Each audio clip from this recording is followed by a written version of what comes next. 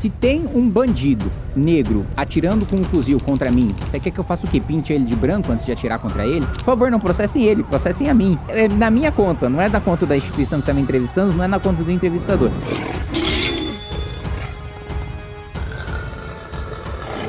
Dia 1º de agosto, o evento mais importante do Partido Missão, o primeiro congresso do Partido Missão, em que nós vamos lançar oficialmente a candidatura de Renan Santos à presidência da República, a minha candidatura a deputado federal, candidaturas de mais de 500 candidatos a deputado federal que nós teremos após as convenções, um evento gigantesco, histórico. Nós estaremos nas capas de jornal como a nossa primeira convenção, como a oficialização do nosso projeto, e depois a gente vai pegar essa foto e comparar com a foto da vitória, da comemoração das nossas eleições. Então eu preciso que você participe desse momento histórico.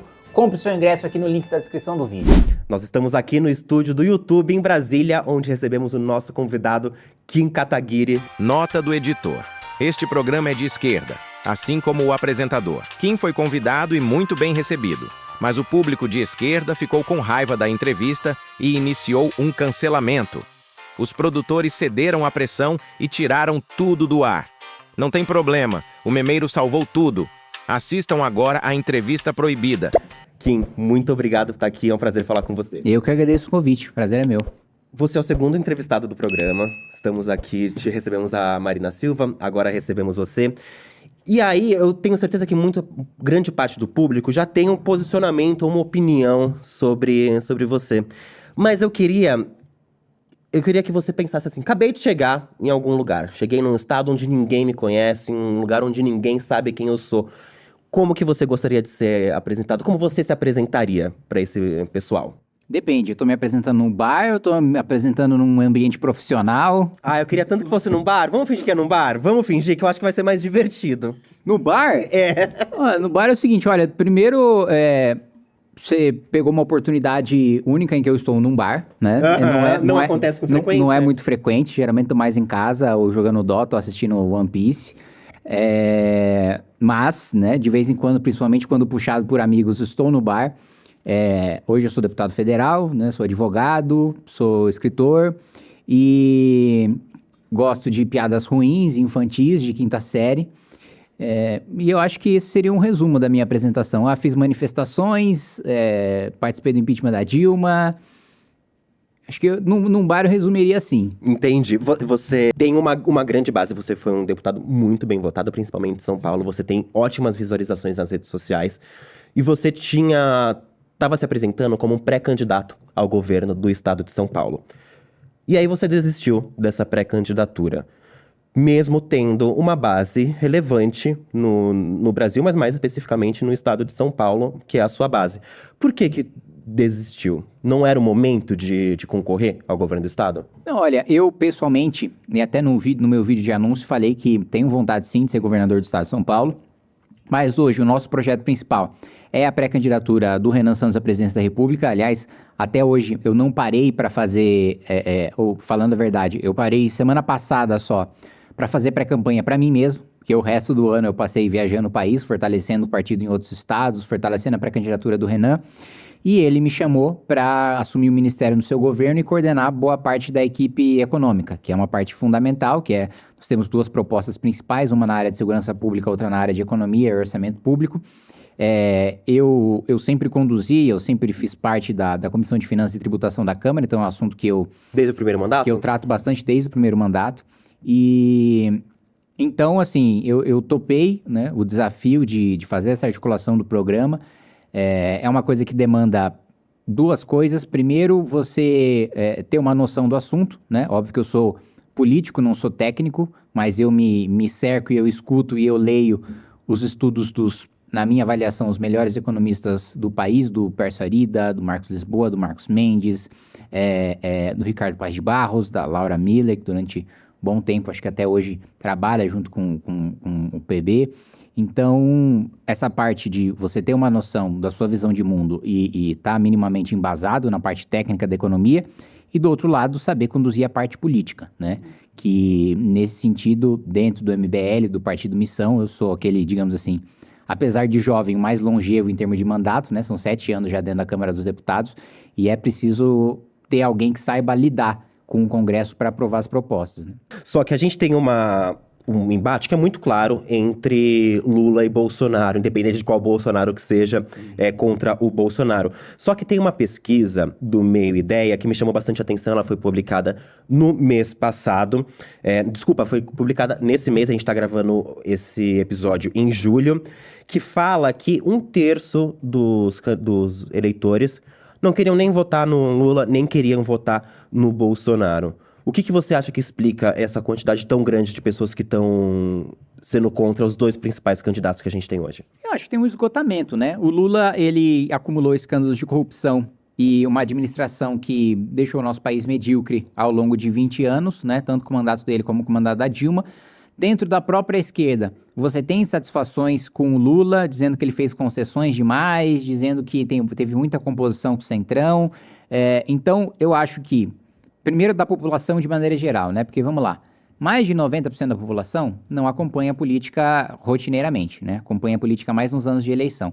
Então, não tem grandes posições ideológicas. Para esse público, eu acho que o Lula, de maneira geral, representa uma figura desgastada, que não tem dado resultados na economia, que não tem dado resultados na segurança pública e que, digamos assim, está datado, né? Ninguém espera nenhuma grande revolução, nem nada de novo e nada que traga nova esperança na candidatura do Lula.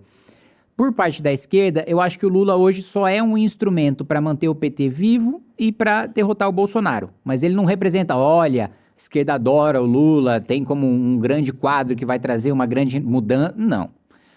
Por parte do bolsonarismo, primeiro, você teve todas as contradições do próprio Jair no seu governo, né? Então, você dizia combater a corrupção e aí nomeou o Augusto Aras, que era um procurador-geral da República petista, que arquivou os processos da Lava Jato, que fez com que todos fossem soltos, desde Eduardo Cunha, Sérgio Cabral, até o próprio Lula.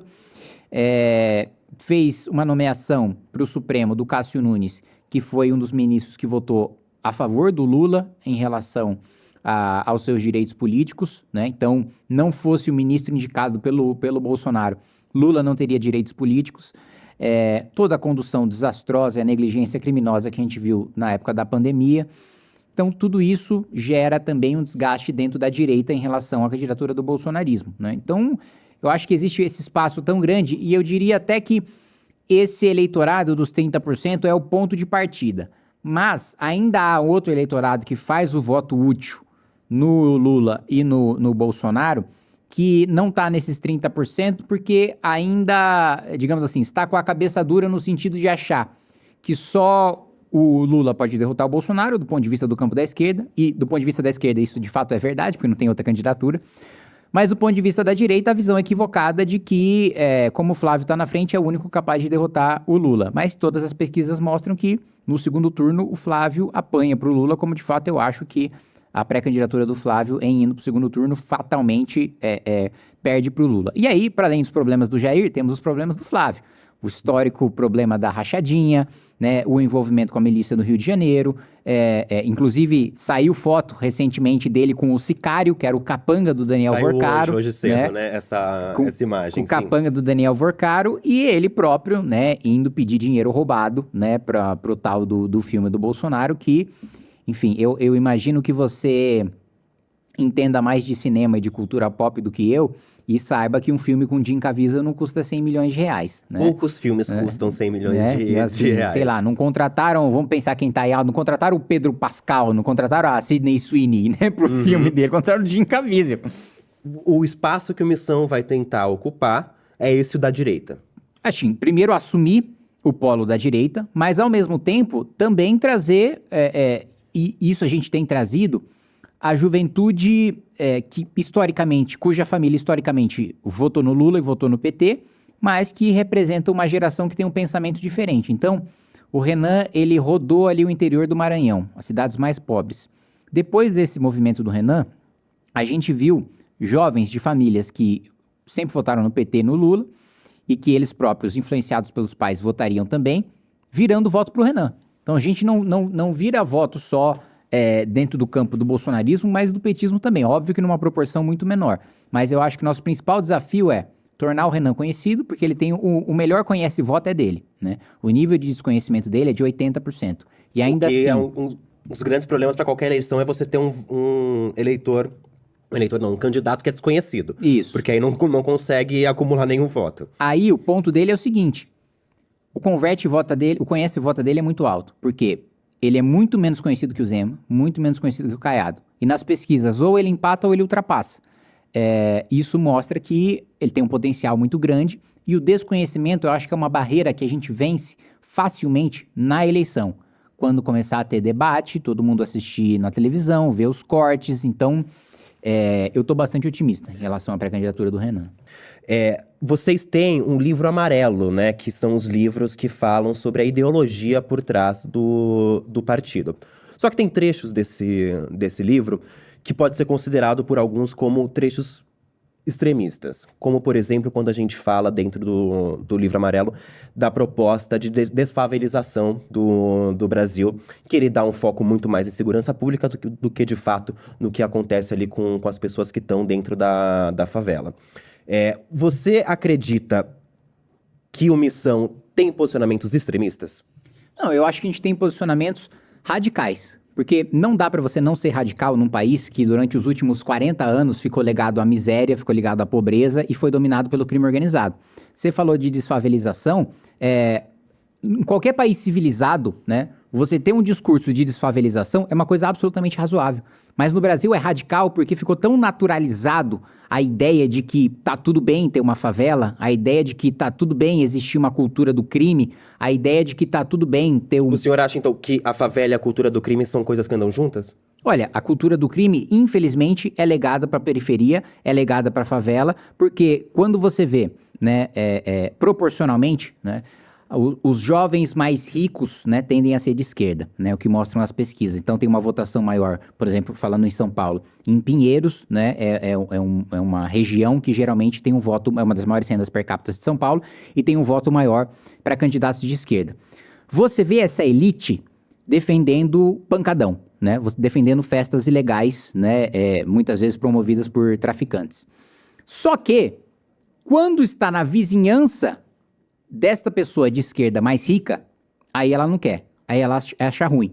Ela defende como uma cultura da periferia legítima que tem que existir na periferia. Só que aí, nós administramos ali a região da subprefeitura da Vila Mariana, através do subprefeito Rafael Minatogal. Que é do Missão? Que é do Missão, inclusive hoje é pré-candidato a deputado estadual. E as pessoas das comunidades pediam para fechar o pancadão. A maioria não gosta.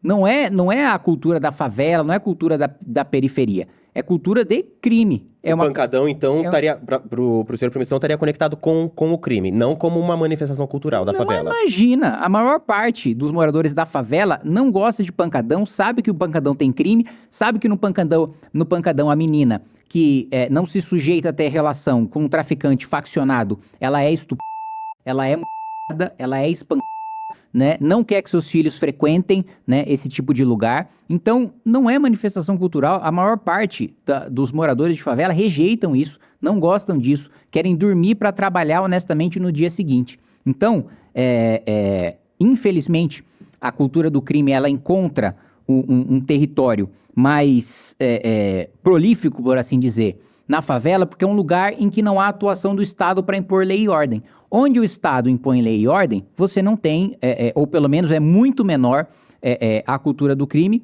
do que nos lugares abandonados. Da mesma maneira que nos lugares abandonados, você tem menos saneamento, você tem menos acesso à educação, você tem menos acesso à saúde, você tem menos acesso também à segurança pública, que garante um mínimo de ordem e de civilidade para que aquelas pessoas possam viver em paz e não reféns do crime. Falando sobre o Missão e as atividades do Missão, num passado não muito distante, a gente viu, e ainda hoje, na verdade, não é no passado, é o presente do país, campanhas de desinformação, e é algo que o próprio Congresso Nacional tem se debruçado. A gente pode discutir aqui se da forma certa ou da forma errada, mas tem se debruçado. O próprio Supremo Tribunal Federal, o governo federal, todos eles estão olhando para a desinformação. Agora o TSE, um dos focos deles é combater a desinformação.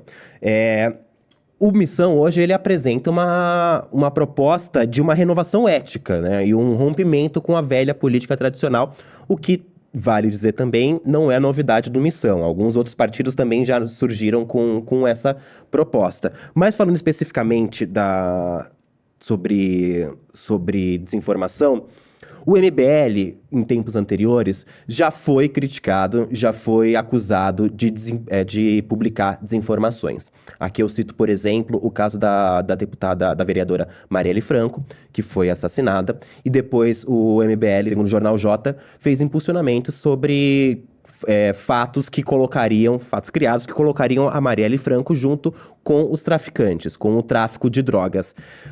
Como que o que não é comprovado, não temos nenhum indício de que isso de fato aconteceu. Como vocês pretendem fazer essa renovação ética com esse histórico de espalhar desinformações? Bom, primeiro que não fomos nós que espalhamos essa desinformação, foi a coluna da Mônica Bergamo. A coluna da Mônica Bergamo escreveu o seguinte, acho que é alguma coisa do tipo, Marielle Franco é cadáver comum e tem relação com Marcinho VP, diz desembargadora do Rio de Janeiro. Essa foi a notícia da coluna da Mônica Bergamo, que nós reproduzimos, né? Não é um veículo de comunicação qualquer, é a Folha de São Paulo, maior jornal do país, e que nós reproduzimos a coluna da Mônica, em que ela escutou uma desembargadora e que a desembargadora fez essa informação. Não houve nenhum tipo de impulsionamento, não colocamos nenhum centavo nisso. Não teve impulsionamento pago para isso? Zero. Não tinha nenhum interesse em fazer nenhum tipo de impulsionamento. E o que nós reproduzimos foi uma notícia de um jornal que é o maior jornal do país. Então, assim, eu vejo toda essa campanha de desinformação aí sim, contra o MBL, o linchamento midiático, espalharam notícia falsa sobre a Marielle. E ninguém cobra a Folha, que foi quem criou esta matéria, que foi quem reproduziu a afirmação de uma desembargadora. Ninguém cobra a desembargadora, que foi quem falou isso. Porque, veja, a notícia em si da Folha não é falsa. Porque qual que é a notícia? Desembargadora diz... Marielle Franco tem relação XYZ. O que foi a informação que a própria desembargadora passou. E aí, o que nós reproduzimos? Folha diz que desembargadora diz X. Então, assim, não há nenhum tipo nós não agimos de maneira antiética, né? Nós não tínhamos, assim, nós não conhecíamos a Marielle, não conhecíamos o trabalho da Marielle, não conhecíamos o posicionamento da Marielle para ter interesse em divulgar qualquer coisa contra ela, ainda mais uma coisa falsa. Então, essa é uma acusação historicamente injusta que se faz contra nós, quando na realidade quem deveria ser cobrado é a desembargadora que disse isso e a Folha de São Paulo que deu espaço para essa desembargadora. Você diria que hoje o MBL e também no passado não tem conexão com espalhamento de desinformações na internet? Não. Perfeito. O Maurício mandou: Kim, o MBL apoiou Aécio Neves contra a questionável gestão da Dilma em 2014. Abraçou Eduardo Cunha no impeachment contra a corrupção do PT em 2015. Apoiou Temer para mudar o país em 2016. Apoiou voto no Bolsonaro para moralizar a política em 2018. Defenderam Moro como outsider capaz de dar novo rumo ao país em 2022. Quando vocês farão uma autocrítica sobre os posicionamentos assumidos ao longo desse tempo todo? Bom, vamos lá. Primeiro tem algumas mentiras aí, né? A gente nunca apoiou o Eduardo Cunha, a gente nunca apoiou o Temer, né? O que nós apoiamos foram pautas. Nós defendemos o impeachment. Nós protocolamos o impeachment com quem? Com o presidente da Câmara. Que era o Eduardo Cunha. Que era o Eduardo Cunha. Se o presidente da Câmara fosse o Lula, se o presidente da Câmara fosse, como já foi, o Arlindo Quinalha, do PT, nós precisaríamos estar com o Quinalha, com o Lula, para protocolar, porque é a autoridade responsável por receber o protocolo. Agora, existia uma onda de notícias falsas naquela época, falando, o MBL defendeu escândalos do Cunha, passou pano pro Cunha. Jamais. Nós protocolamos o impeachment da Dilma com ele, ficamos um mês em frente ao Congresso Nacional para pressionar o Cunha a pautar o pedido de impeachment, então não teve nenhum apoio, né, nenhum alinhamento, teve um ato formal, um protocolo que precisaria ser feito com ele. Outro ponto também, governo Michel Temer, nós apoiamos a PEC do teto de gastos, nós apoiamos a reforma da Previdência, nós apoiamos a reforma trabalhista, nós apoiamos a reforma do ensino médio. Agora, a gente nunca defendeu o governo e falou, o Temer é maravilhoso, nós defendemos o governo. Não, nós defendemos pautas com as quais nós concordamos. Você faz essa separação, então, do indivíduo e, por mais que sejam, você citou basicamente todas as pautas do governo Temer. Você faz essa separação, vocês não apoiaram o Temer em si, a pessoa, mas as pautas que ele estava colocando. Não falei todas porque tinham várias outras, né? E outro ponto, você apoiar um governo, né? Não é você apoiar determinadas pautas que ele coloca em discussão. mas é você apoiar as figuras do governo e o programa do governo de maneira geral. Então, nós não apoiamos e saímos em defesa do Gedel, que era ministro do Temer, quando ele foi pego com um monte de mala de dinheiro. Pelo contrário, nós defendemos o Marcelo Calero, que era o ministro que denunciou que o Gedel queria utilizar o IFAM para dar um beneficiamento para o apartamento dele, acho que era lá na Bahia, né? Então, nós apoiamos um dissidente, né, que era ministro do Michel, saiu porque viu um escândalo e denunciou. Nós ficamos ao lado desse cara no escândalo. Então, assim, não fizemos campanha para ele, nós defendemos as pautas com as quais nós concordamos. Da mesma maneira que, por exemplo, você teve recentemente aí 5 medidas provisórias do governo Lula, do PT, para liberar recursos para socorro na Zona da Mata, onde você teve desastres naturais. Eu apoio esta pauta e eu votei esta pauta. Que foi votada hoje no dia da gravação. Foi votada hoje e é do governo Lula. Então assim, eu não sou lulista e eu não sou petista. Então, você ter uma pauta do governo que você apoia e que você faz a defesa, não significa que você apoia aquele governo. Significa que você apoia aquelas medidas específicas que foram colocadas. Agora, fizemos sim voto útil no Bolsonaro para derrotar o PT. E sim, tivemos as nossas esperanças destroçadas porque o Bolsonaro sequestrou a revolução que a gente estava promovendo desde o impeachment em que o PT estava destruído, o Lula estava preso, estava inelegível, e aí vem o Bolsonaro e ressuscita o PT. O próprio Zé Dirceu dizia, quando teve o impeachment, que o PT ficaria pelo menos 16 anos fora do poder. Mas ele não contava que surgiria uma figura tão incompetente e tão corrupta quanto a família Bolsonaro, que teve a capacidade de reviver o PT em praticamente um mandato de presidente da República.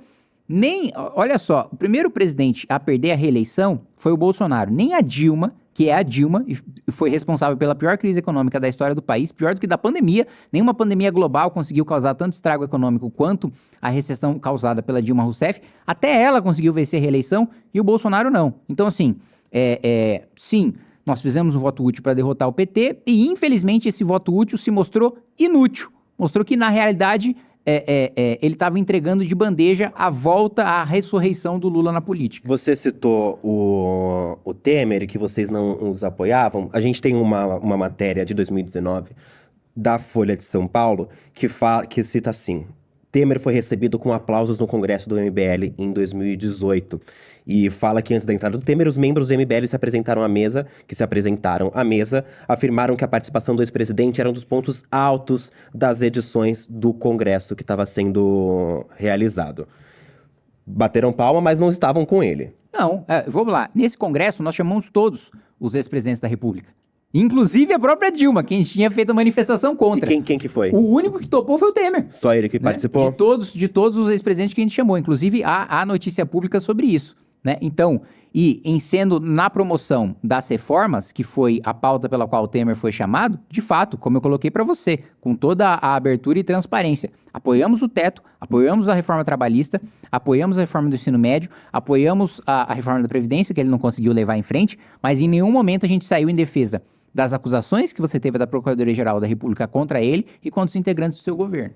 Isso, você citou em uma entrevista sua que não deveria ter um centavo de emenda parlamentar. O senhor é crítico às emendas parlamentares, mas pelo que a gente vem acompanhando durante os últimos anos, a emenda parlamentar só tem crescido. Tem uma movimentação do próprio Supremo Tribunal Federal para tentar reduzir a quantidade de dinheiro destinado para as emendas parlamentares, só que também tem um revés muito grande do Congresso atacando o Supremo Tribunal Federal justamente por conta disso. A gente tem a Operação Transparência da Polícia Federal, que está vendo justamente também como essas emendas estão... Quem está destinando essas emendas, né? Colocou ali o Eduardo Cunha e colocou também o Valdemar Costa Neto. Nenhum dos dois tem candidatura, nenhum dos dois tem mandato dentro da Câmara dos Deputados, nem no Senado Federal. Mas eles estavam falando para onde que deve ir o dinheiro, o que foi um grande absurdo. Isso tudo supostamente, né? Óbvio, porque não quero problemas com a justiça, ainda está sendo investigado. O que você acha que precisa ser feito para que as emendas parlamentares, que são uma ferramenta que está na Constituição, podem até, em certo grau, serem bem utilizadas. O que você acha que falta para as emendas serem bem utilizadas ou não devia ter nenhum tipo de emenda? 2 pontos. Primeiro, preciso corrigir um pressuposto da sua pergunta. O Supremo em nenhum momento fala em quantidade de emenda, em valor de emenda. O que o julgamento que está sob relatoria do ministro Flávio Dino trata é sobre transparência no orçamento secreto, né? Que eu acho que sequer deveria existir. Eu acho que se o ministro Flávio Dino tivesse mais coragem para enfrentar o Centrão, ele deveria simplesmente declarar a inconstitucionalidade do orçamento secreto. Porque nós temos ali... O senhor apoia isso, então, a inconstitucionalidade do orçamento secreto? É uma interpretação lógica da Constituição. Porque a Constituição fala que você precisa ter legalidade, não há legalidade em relação às emendas do orçamento secreto, né? Não tem embasamento legal para isso. Que você precisa ter transparência, né? Ao mesmo tempo publicidade, né? E ao mesmo tempo não existe. Chama-se orçamento secreto por uma razão, né? Por uma boa razão, que se chama secreto. Do outro ponto, que você precisa ter a eficiência, né? E eu acho que e aí eu discordo de outro ponto que você colocou. As emendas até que, de maneira geral, se existissem, fossem bem utilizadas. A melhor maneira de você utilizar o orçamento público é com um órgão que tem um corpo técnico feito para lidar com o orçamento público, que é o executivo. O legislativo não tem sequer servidores que tenham a especialidade de analisar cada ponto do país, cada estado do país, cada município do país e falar qual investimento deve ser prioritário. Essa função ficaria, teoricamente, a cargo do próprio legislador, né? Do próprio deputado ou senador, que esse é o argumento que eles utilizam para defender as emendas parlamentares, porque eu sei como que funciona na minha base, diferente do governo federal. O que é mentira, o governo federal sabe mais, né? Quando ele fala, eu sei mais, ele sabe mais o voto do prefeito que ele quer comprar com a emenda. É isso que ele sabe, né? Que é um ciclo de venda, né? Um deputado vai lá, vende o voto dele pro governo Lula, né? Aí ele compra o voto do prefeito, o prefeito compra o voto do vereador, o vereador compra o voto do eleitor. E você perpetua o Centrão no poder. Então, quando eu vou te falar uma experiência, minha primeira missão oficial como deputado federal foi ao Japão, né? E eu acho que foi janeiro, fevereiro de 2019. E eu não sabia o que era emenda, como é que lidava, porque eu disputei a Câmara falando de proposta, né? De lei, de fiscalização, não de emenda, né? E aí eu perguntei, né, para um deputado, eu tive um encontro com alguns ministros, até um ex-primeiro-ministro, que é o Taro Aso, no Japão, e eu perguntei para um dos deputados, como é que funciona a emenda aqui e tal? Ele, emenda? Ele, a indicação que você faz no orçamento, aí que vai para sua base eleitoral. Aí ele fala, o que é isso? Eu falei, não, uma coisa, uma prática que tem lá no Brasil. Aí ele, tá, mas quem foi preso por esse escândalo? Eu falei, não, é legalizado lá, você pode fazer isso. Então assim, no mundo desenvolvido, né, não existe isso. Nos Estados Unidos, né, eu tenho o Rafael Minatogawa foi meu chefe de gabinete, depois subprefeito da Vila Mariana. Ele fez um mestrado em poder legislativo. Um dos objetos de estudo dele foi emenda. Nos Estados Unidos, chamam emenda de barril de porco, né, que é uma coisa menor, de deputado de baixo clero, que em vez de debater o país, fica querendo pegar um pedacinho do orçamento para sua base. Então não deveria existir. E o orçamento secreto é inconstitucional. E o Dino não tem que... o Supremo chamou uma mesa de negociação para estabelecer parâmetro. Não tem parâmetro. É inconstitucional, você derruba. Você não barganha constitucionalidade, né? Principalmente com quem está atuando de maneira inconstitucional. Então, eu acho assim, primeiro, e aí avançando no que você falou, Valdemar da Costa Neto, Eduardo Cunha, não tem mandato. Portanto, não tem base eleitoral, né? Que é a justificativa. Não, tô mandando para atender minhas bases, né? Pois muito bem. Se o Eduardo Cunha não tem eleitor e o Valdemar não tem eleitor, eles não têm base para mandar o dinheiro. Então, eles estão mandando esse dinheiro para onde? Com que finalidade? Qual que é a finalidade, se não tem base eleitoral, né? Porque mesmo um deputado do Centrão pode utilizar a emenda de uma maneira legal e constitucional, repassando para o prefeito pode até fazer uma coisa imoral, como ter 2% de esgotamento sanitário e contratar o show do Wesley Safadão, mas é legal ainda, né? Não acho que deveria ser. Num governo missão isso não seria legalizado, mas hoje é. Mas do ponto de vista de quem não tem eleitor, você me desculpa, mas é uma dedução lógica de que é dinheiro desviado. O senhor acha que esse... Não tem a menor dúvida, o Valdemar da Costa Neto e o Cunha estão roubando dinheiro de emenda. Assim, isso, né, não, por favor, não processem ele, processem a mim, né? Eu tô quieto, eu tô fazendo pergunta. Sou eu que tô falando, é que de vez em quando processo o entrevistador por osmose, né? Eu já tive essa experiência, mas assim, então, já que eu já tive essa experiência, é na minha conta, não é da conta da instituição que tá me entrevistando, não é na conta do entrevistador. Valdemar da Costa Neto e Eduardo Cunha estão roubando dinheiro de emenda, assim, não há outra razão pela qual um presidente de partido ou um não deputado faria indicação ao orçamento. O senhor falou que das suas principais pautas dentro do Missão é segurança pública. E eu quero citar alguns dados aqui de segurança pública, porque em uma entrevista que o senhor deu à Rede TV, o senhor falou que ainda estava se apresentando como pré-candidato ao governo do estado de São Paulo, e falou que se o senhor tivesse como governador, a letalidade ia aumentar muito, a letalidade policial.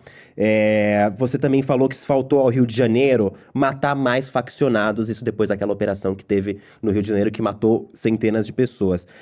Contudo, a gente sabe que quando a gente fala sobre letalidade policial, essa letalidade não acompanha a demografia do país de forma isenta. A gente tem, em São Paulo, por exemplo, 40,9% da população negra, é negra, só que a letalidade policial corresponde a 64,6% voltada para a população negra, ou seja, tem muito mais negro morrendo do que a média do estado de São Paulo. Você acha que essa política de letalidade maior não pode acabar condenando uma população específica, nesse caso, a população preta? Não, olha, eu já escutei uma frase de um policial militar da Rota, negro inclusive, que ele diz o seguinte: olha, se tem um bandido negro me atirando com um fuzil contra mim, você quer que eu faça o quê? Pinte ele de branco antes de atirar contra ele? Então, assim, não existe essa visão da polícia militar ou da Secretaria de Segurança Pública de que eu estou matando o sujeito porque ele é negro, né? A troca de tiros, eles não olham a cor, eles não olham a estatística, eles não olham a proporção de quem tá morrendo, e pelo contrário, eu vou te falar, teve até uma das polícias mais letais do Brasil, é a polícia baiana, né? Um dos estados que você tem a maior parte da população negra, inclusive os próprios policiais. Então, não existe um ódio de raça promovido por uma polícia que supostamente seria fascista, eugenista. Não, a própria polícia é majoritariamente negra, e eu me lembro também, eu preciso puxar isso com exatidão, mas eu me lembro de ter um estudo também no Rio de Janeiro, de colocar boa parte dos policiais militares do Rio, da proporção, sendo negros, e nas operações trocando tiro com negros, assim como troca tiro com brancos. Então, assim, eu não acho que existe um direcionamento de letalidade policial para matar mais negros. Assim, em nenhum setor da sociedade, né, a proporção, em qualquer matéria, né, de negros ou de brancos ou de amarelos ou de qualquer etnia ou de qualquer classe social é uma relação diretamente proporcional, né? Essa relação de que tudo é diretamente proporcional não é em praticamente nenhum setor da vida, seja na polícia, seja na letalidade policial, seja em renda, seja em escolha de cursos, né? Determinado perfil escolhe mais engenharia, determinado perfil escolhe mais enfermagem, escolhe mais medicina, e não tem a proporção exata de negros ou de mulheres em cada curso. É uma opção das pessoas, e não vai haver cálculo diretamente proporcional em nenhuma área da humanidade. Recentemente, os Estados Unidos declarou que o PCC e que o CV são grupos terroristas. Teve uma movimentação aqui no Brasil, também dentro do governo, de que isso poderia ser uma ingerência na soberania do país. O senhor citou em uma entrevista que isso não seria uma ingerência, porque, por exemplo, o Brasil pode considerar o Hezbollah terrorista sem estar entrando na soberania do Líbano. Exatamente. O Brasil não considera o Hezbollah terrorista, mas considera, por exemplo, a Al-Qaeda.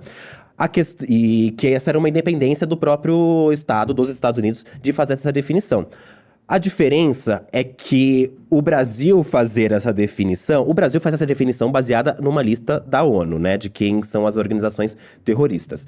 E o Brasil nunca invadiu nenhum país, nunca bombardeou nenhum país para combater terrorismo. O senhor não acha que a gente corre um risco, e também olhando sobre essa relação que os Estados Unidos têm com a América Latina desde a retomada do presidente Trump, você acha que o Brasil não sofre nenhum risco de ter a sua soberania atacada com essa decisão? Zero. Os Estados Unidos, se quiserem invadir o Brasil, invadem. Eles não precisam declarar nenhum grupo terrorista. Eles têm força bélica para isso.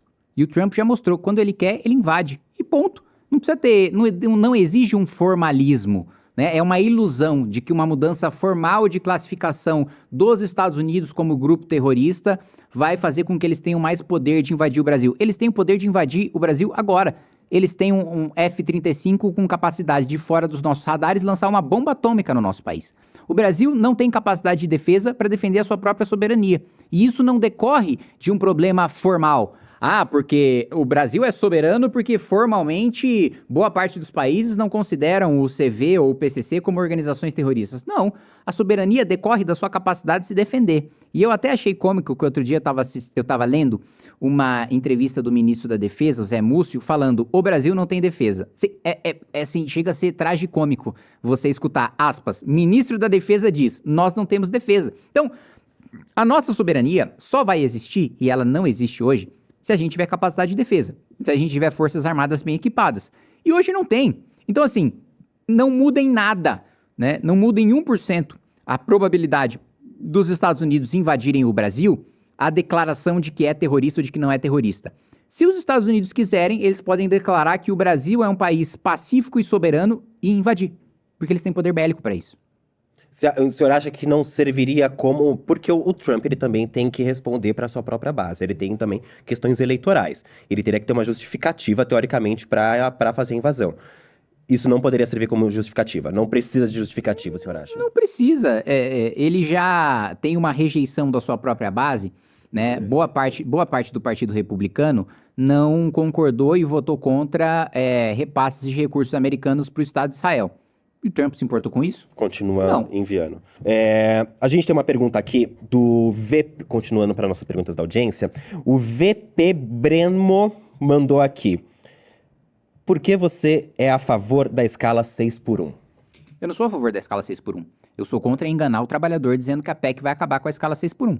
Uma PEC formal, colocar uma coisa na Constituição, não faz com que isso seja realidade. E essa é a mentira que está sendo vendida para a população. Né? Se a Constituição, se colocar na Constituição fosse sinônimo de tornar realidade para o trabalhador teria lazer, educação, o próprio trabalho digno, teria moradia, tudo isso são direitos constitucionais. Boa parte cláusulas pétreas, inclusive. O trabalhador tem isso? Não tem. Então eu não vou mentir para ele votando uma PEC populista que não vai fazer com que ele deixe de trabalhar na escala 6x1. Você só deixa de trabalhar na escala 6x1 investindo em produtividade. Só que aí não é um discurso eleitoral bonito. De falar, olha, eu vou aprovar uma PEC e acabou essa história de você trabalhar 6 dias por semana. Falar em produtividade é mais complexo, porque é uma solução verdadeira, é uma solução real, né? Você falar de abrir espaço no orçamento discricionário é chato, eu sei, as pessoas não sabem o que é orçamento discricionário, as pessoas não sabem o que é produtividade, as pessoas não sabem a diferença entre gasto e investimento, e por isso, quanto mais difícil menos popular é, porque as pessoas não querem se aprofundar em nenhum assunto. Então, é muito mais difícil falar a verdade para o trabalhador de que vai levar um tempo de geração de riqueza, né, e de melhoria da vida dele, para de fato ele poder trabalhar menos e receber mais, do que colocar uma PEC populista. Tanto que, veja, o governo votou contra a escala 4x3. Se eu colocar na Constituição que o trabalhador vai trabalhar 4 dias por semana e folgar 3 com o mesmo salário, garantisse na realidade material que isso vai acontecer, por que o governo votou contra? Se esse é o pensamento dele, colocou na Constituição, funciona na realidade material. Coloquei no formal, coloquei na lei, funciona na realidade material. Se esse é o raciocínio, o governo, então, poderia ter votado a favor. A própria Erika Hilton, que é a grande propagandista, né, da proposta de emenda à Constituição, votou contra a escala 4x3, que era o texto original da própria PEC dela. Né? O que houve de destaque, de obrigatoriedade de fazer todos os deputados votarem foi em relação à PEC original da Erika Hilton, e a PEC original era 4x3, ela preferiu ela própria votar no 5x2. Se o pensamento dela, veja que não é o meu, é de que colocou na Constituição, transformou na realidade, por que votou contra? Então, para mim fica muito claro que é um populismo eleitoreiro, e eu estou acostumado a votar pautas impopulares falando a verdade para as pessoas. E eu sei que daqui um ano, se a PEC for aprovada e entrar em vigor, as pessoas vão ver o meu discurso de agora e vão falar, realmente ele tá certo, não mudou nada.